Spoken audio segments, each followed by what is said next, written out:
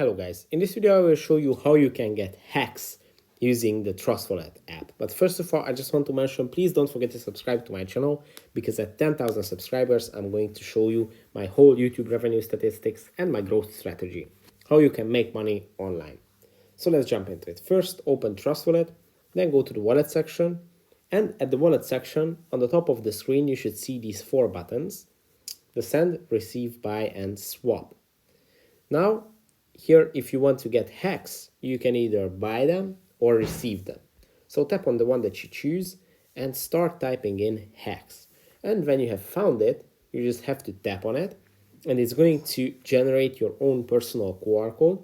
And with this QR code, you can receive hacks coins in your Trust Wallet immediately. You can also use the QR code to scan it for yourself. If you have coins in a different wallet, you can transfer them to your Trust Wallet this way. You can also use the copy icon to copy your Trust Wallet address, and you can use that for transfers the same way. The set amount feature, the second icon, is a very interesting feature where you can type in an exact amount of coins, let's say 320.